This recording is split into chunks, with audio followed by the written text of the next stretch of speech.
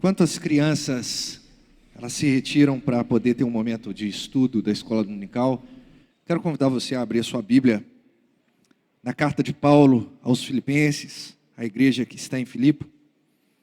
No capítulo de número 1, vamos ler o versículo 9 até o versículo 11. E o tema que nós vamos tratar de maneira muito breve nessa manhã são as implicações do amor na justiça. Carta de Paulo aos Filipenses, capítulo 1, versículo 9 até o versículo 11, as implicações do amor na justiça.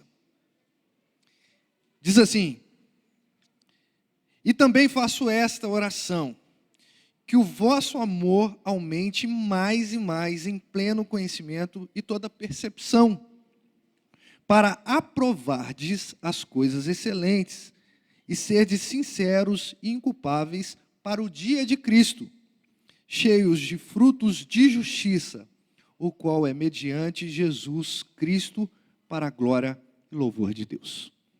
Que o Senhor nos abençoe e nos ilumine na palavra dele, em nome de Jesus, amém. Nós estamos vivendo o tempo em que amor tem sido desvinculado de justiça e, evidentemente, justiça tem sido desvinculado de amor. A pessoa que diz que pratica a justiça, normalmente é taxado como uma pessoa que não ama. E, normalmente, a pessoa que fala que é tida como uma pessoa que ama, é uma pessoa que não tem justiça no coração. Esse é o pensamento pós-moderno, é o pensamento vigente que estamos vivendo. Mas a verdade é que isso não é real. A justiça, ela é parte do amor e o amor é parte da justiça. São coisas inseparáveis. São coisas que nós precisamos analisar de maneira concomitante. A gente tem essa mania por conta de discursos falaciosos que têm surgido na nossa sociedade moderna ou pós-moderna.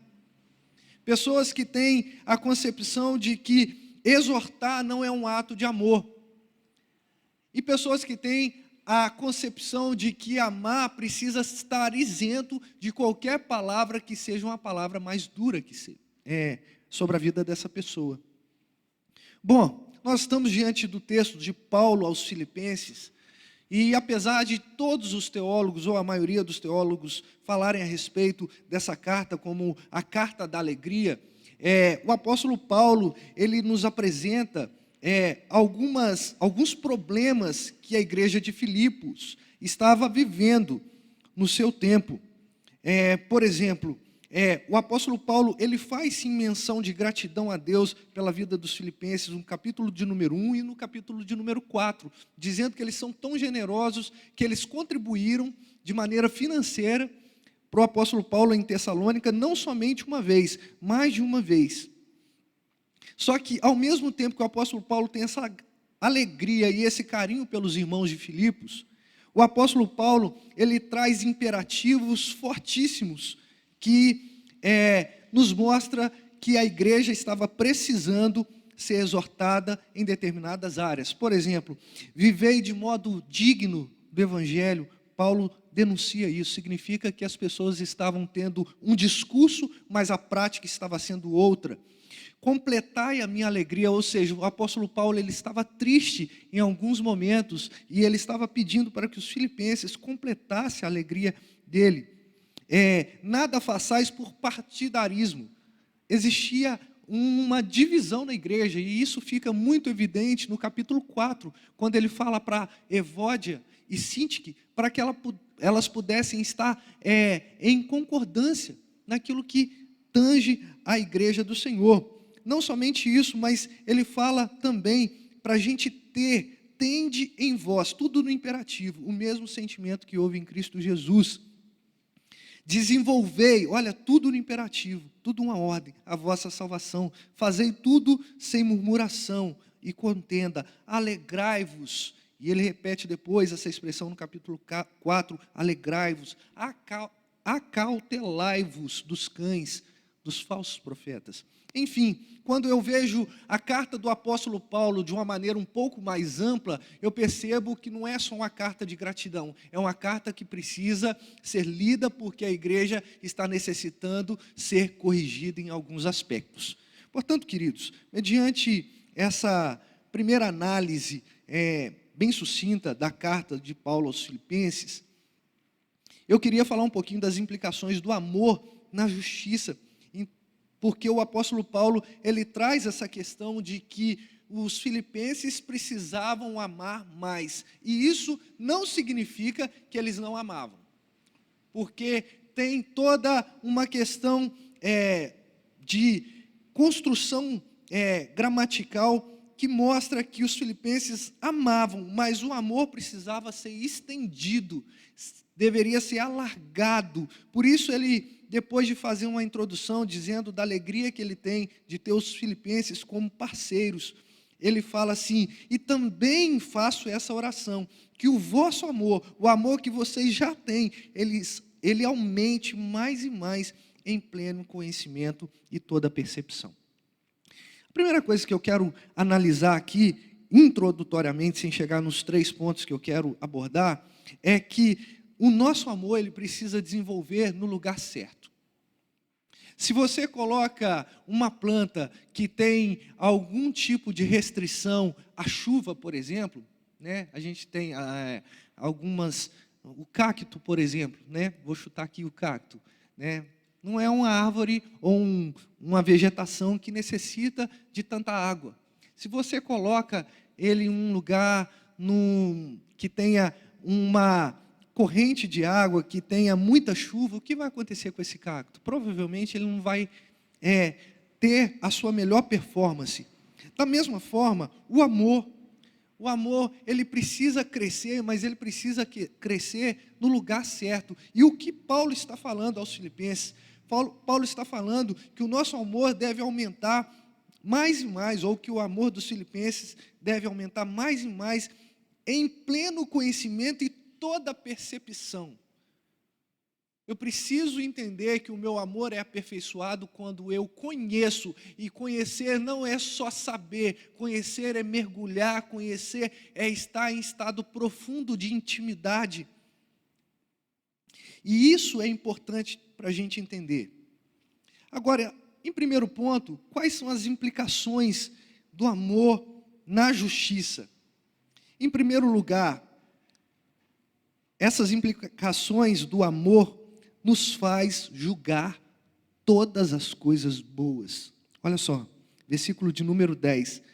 Depois que ele fala do amor, do crescimento do amor, do aumento do amor no conhecimento e em toda percepção, para quê? Para aprovardes as coisas excelentes. Reparem que o apóstolo Paulo está falando uma questão de aprovação. Só pode aprovar alguma coisa aquele que tem a capacidade de julgar se está certo ou errado. Só pode emitir algum tipo de juízo aquele que tem em sua capacidade, ou em seu intelecto, ou em seu conhecimento, a habilidade de falar: olha, isso é extremamente bom, mas isso é extremamente ruim. Ou seja, o amor nos faz ter critérios de justiça, nos faz juiz. Mas não é aquele juízo que a gente recrimina as pessoas sem nenhum tipo de padrão. Não, o amor nos conduz ao mais puro juízo. Quando a gente ama, a gente reprova as coisas que são ruins, mas a gente exalta as coisas que são excelentes. A gente aprova as coisas que são excelentes. Qual é o grande problema que nós vivemos nos dias de hoje? É que a gente dá uma ênfase exagerada nas coisas que são ruins. Tudo que nós estamos vivendo, tudo que nós estamos passando, o que acontece no nosso coração? O nosso coração está sempre voltado para as coisas que são demasiadamente ruins. Mas a gente se esquece, por exemplo, de aprovar, de reter aquilo que é bom de fato. A gente faz isso de maneira tão automática que a gente já não percebe mais, por exemplo, qualidade na vida do irmão.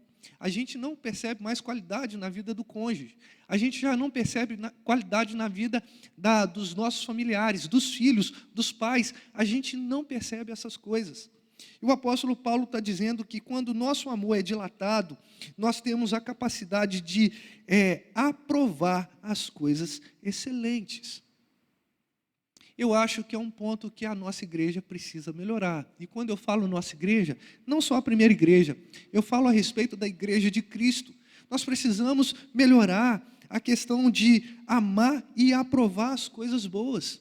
É você ver uma pessoa fazendo alguma coisa que seja agradável e você lá, sim, prestar um elogio, mas não só aprovar no sentido de estar ali trazendo alguma palavra de incentivo, mas você também reter aquilo que é bom para você reproduzir na sua vida.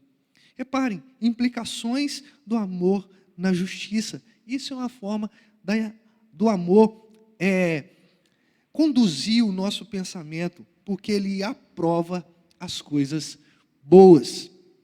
Em segundo lugar, queridos, essas implicações nos traz integridade para o dia de Cristo. Reparem a continuação do versículo 10. Para serdes sinceros e inculpáveis para o dia de Cristo. Quando a gente escuta essa palavra sobre sinceridade, o que vem à nossa cabeça é a etimologia dessa palavra.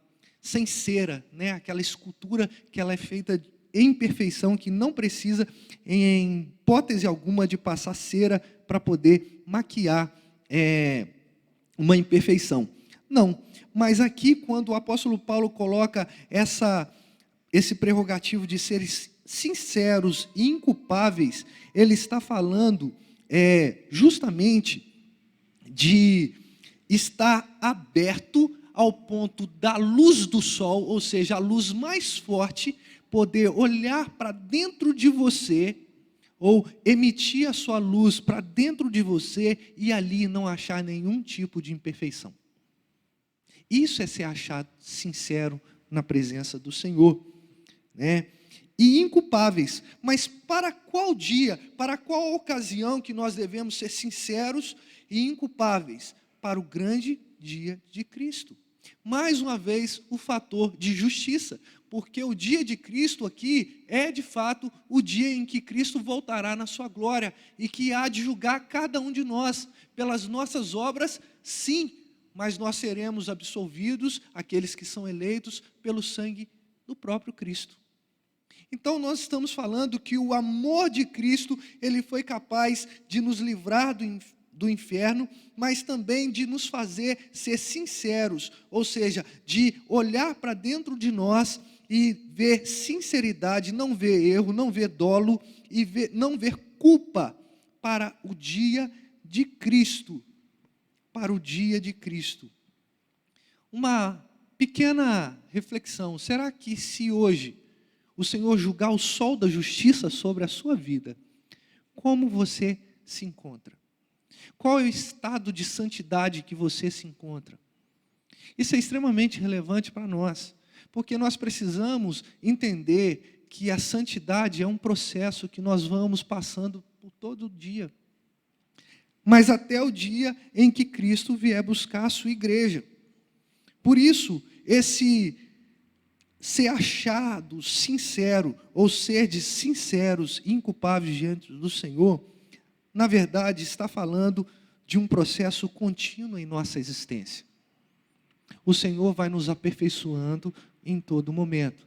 Pastor, significa que eu não posso tropeçar?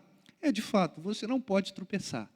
Você tem que fazer de tudo para não tropeçar. No entanto, se tropeçar, levanta, continua a sua caminhada em santidade e tente não pisar no mesmo buraco que você pisou.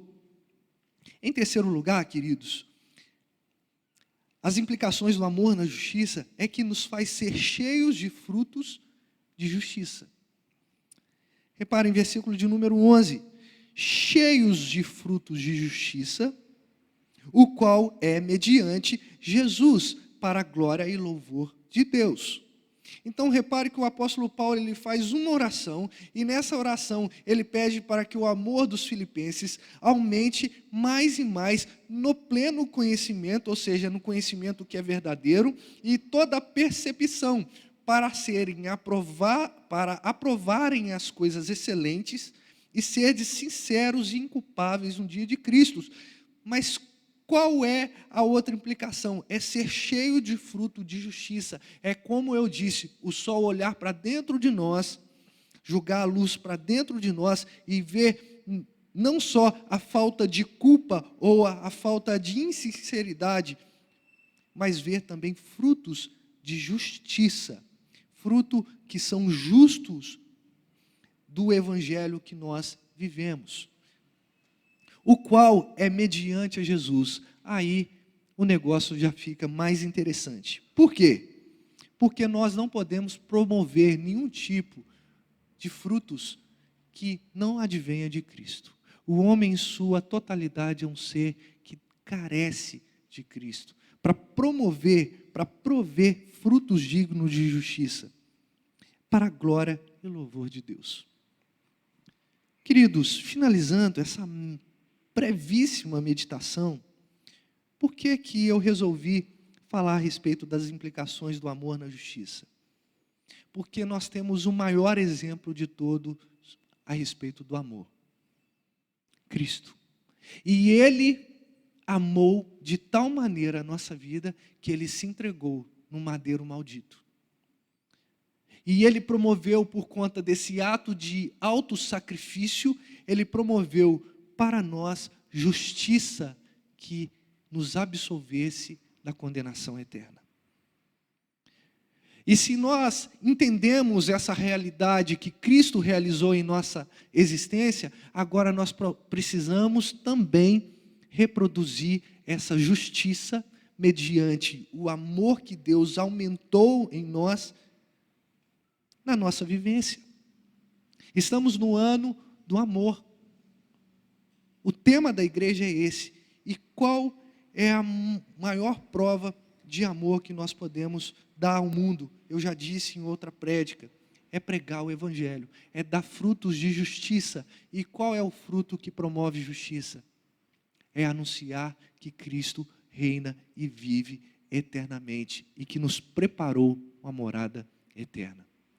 Que o Senhor possa aplicar essa palavra breve no nosso coração e que possamos, em nome de Jesus, ter coragem de proclamar essa justiça que vem de Deus, mas que também é fruto de amor dilatado sobre a nossa vida. Vamos orar, queridos. Senhor Deus e Pai, nós rendemos graças ao Senhor por essa pequena devocional, ó Deus, por esse pequeno momento que nós tiramos para poder meditar na Tua palavra.